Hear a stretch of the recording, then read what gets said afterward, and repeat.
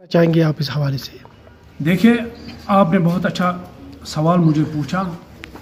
मैं आज आपकी वसादत से बारामूला के बाशूर, बागैरत और बाहोश ताजरों को इस बात से वाकिफ कराना चाहता हूँ, ये बात उन तक पहुँचाना चाहता हूँ जो लोग ये अफवाह फैलाते हैं कि तारिक अहमद मगलू सियासत कर रहा है। मैं उन्हें याद दिलाना चाहता हूँ, जब बारामूला के ताजरों को पीडीपी के वर्करों ने दुकानें बंद करवाई, जब किसी को डिप्टी चीफ मिनिस्ट्री से उतारा गया था, तब बारामूला के ताजरों को पीडीपी के गुंडों से दुकानें बंद करवाई। क्या वो सियासत थी? या तारिक अहमद मगलू ने जब दुकानें बंद की, जब 6 दुकानदारों को गिरफ्तार किया गया था, मैं और मेरी पूरी टीम तहसील चौक पर खीमा जन हुई, तो अब बारामूला के ताजरों को इस बात का बाशऊर है कि सियासत उन्होंने अपने मकासद के लिए की, अपने इंटरेस्ट के लिए की, या तारिक अहमद मगलू कर रहा है। तारिक साहब, व्यापार मंडल बारामूला की तवारीख में ये पहली बार किसी कैंडिडेट के फार्म रिजेक्ट हुए हैं या इससे पहले भी इस तरह हुए? ये आपने मजीद साहब बहुत अच्छा सवाल पूछा मुझे, क्योंकि ये जो कियास और कन्फ्यूजन आज कुछ हमारे भाइयों की वजह से पूरे बारामूला के 5000 ताजरों को और बारामूला के 70,000 अवाम को यरगमाल और होस्टेज बनाया गया है अपने एजेंडा के लिए। ये मेरे पास मिनट्स ऑफ द मीटिंग 2013 के हैं, जो मैं एक ऑफिशियल डॉक्यूमेंट आपके सामने अपने बारामूला के ज़ीशूर अक्लमंद ताजरों तक पहुंचाना चाहता हूं। इस वक्त मेरे बड़े भाई हाजी बशीर अहमद कानरू साहब चेयरमैन इलेक्शन बोर्ड थे, और माकरू साहब और इफ्तिकार अहमद जुरू साहब उस वक्त इलेक्शन बोर्ड के सेक्रेटरी के तौर पर फाइज थे। 2013 में उन्होंने ख्वाजा मोहम्मद मकबूल माकरू साहब का फॉर्म रिजेक्ट किया और मुश्ताक अहमद नंदा साहब का फॉर्म रिजेक्ट किया गया। मैं आपकी चैनल की वसादत से उन साहिबान से इस बात का जवाब तलब चाहता हूं, बहैसियत एक ट्रेडर, एक सेल्फ मेड ट्रेडर, एक जिम्मेदार, उनसे इस चीज का सवाल पूछता हूं, क्या उस दिन ये आईन व्यापार मंडल का मुकद्दम था? उस दिन ये बाइबल की किताब थी? आज जबकि इशफाक अहमद काजी इलेक्टेड मुंतखिब 76 वोट 82 वोटों में लेकर चेयरमैन इलेक्शन बोर्ड है, आज ये आईन नहीं है? क्या मेरे बड़े भाई हाजी बशीर अहमद माकरू साहब, कल जो आपने ढूंढूरा पीटा, इफ्तिकार अहमद जुरू साहब, कल जो आपने ढूंढूरा पीटा कि ये मंजूरी नजर कैंडिडेट के लिए सारा कुछ हो रहा है, क्या ये मंजूरी नजर वोटर स्लिप नहीं थी? जब 2017 में आप इफ्तिकार अहमद जुरू साहब इलेक्शन बोर्ड के चेयरमैन थे, आपने ये कहा उस दिन कि मेरा एक वोटर स्लिप का बुक चोरी हुआ है, तो ये वोटर स्लिप कहां से आई? वो आपने मोहम्मद अशरफ गनाई को जिताने के लिए अपनी कब्र जलाई है, अपनी आखिरत को खराब किया है। इशफाक अहमद काजी और तारिक अहमद मगलू को हराने के लिए मैं बबांग दुहुल और अलल ऐलान ऑन रिकॉर्ड ये आपसे कहता हूं, मैं जवाब चाहता हूं इस चीज का। आप मंजूरी नजर कैंडिडेट के लिए चेयरमैन बने थे या इशफाक अहमद काजी बना है? इसकी वजाहत मैं आपसे चाहता हूं। मैं भी मुंह में जबान रखता हूं, कल तक मैंने पर्दा किया था, लेकिन आज पानी सर के ऊपर चला गया है। मेरे 5000 दुकानदार इस वक्त अपने मसाइलों में जूझ रहे हैं। 10 महीने हो गए हमें इलेक्शन बोर्ड बनाए हुए। लोग यहां पर अपने पर्सनल मकासद के लिए, अपने इंटरेस्ट के लिए हमें इलेक्शन प्रोसेस से रोक रहे हैं। मेरे भाइयों, वो भी मेरे भाई हैं। बशारत अहमद मलिक साहब मेरा बड़ा भाई है, ताहिर हुसैन दाम साहब मेरा बड़ा भाई है, बाकी लोग जितने भी हैं मेरे बड़े भाई हैं। लेकिन मैं उनसे ये बात आज वाजा करना चाहता हूं, तब आईन था और आज ये आईन नहीं है। इस चीज की वजाहत चाहता हूं और उनसे, पूरे बारामूला के ताजरों से ये बात मैं पहुंचाना चाहता हूं। अगर इन भाइयों के, इन लोगों के सेल्फ इंटरेस्ट नहीं होते, ये 2 लाख रुपया वकील को नहीं देते स्टे के लिए या अपील के लिए। ये 2 लाख रुपए कहां से आए? यह सवाल मैं पूछना चाहता हूं, ये किसने पैसे दिए?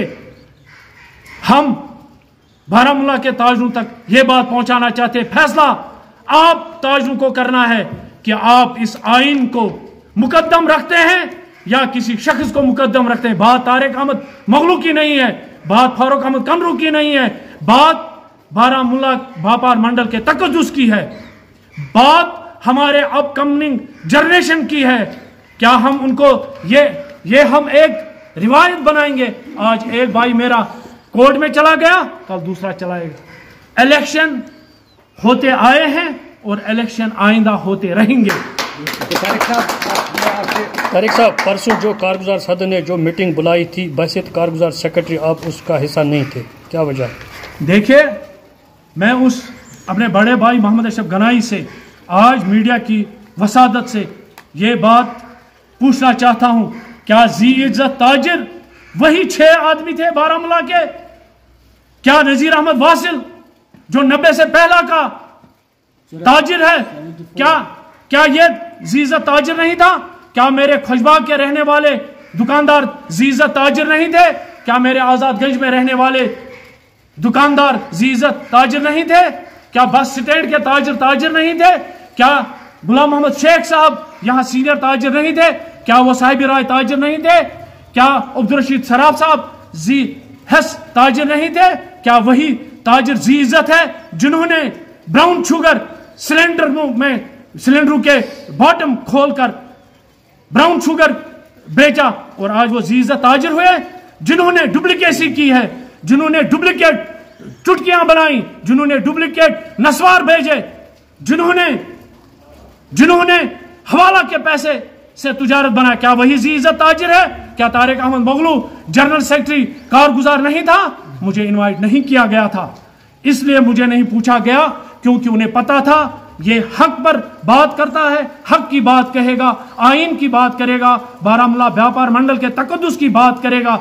मैं आज आपकी वसादत से बारामूला के ताजरों तक ये बात पहुंचाना चाहता हूं, अगर तारिक अहमद मगलू को जाती अगराज मकासद होते, ये बशीर अहमद कनरू के घर नहीं जाता।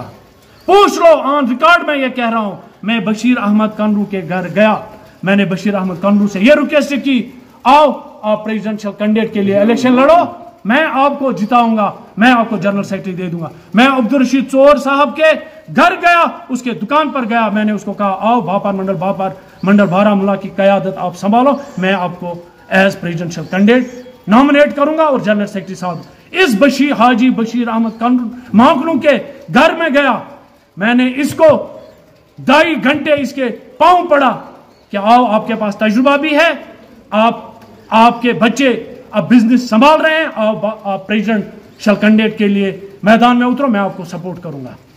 मैं इन भाइयों से ये कहता हूं, अगर मुझे जाती अगराज मकासद होते, मैं इनके घर नहीं जाता।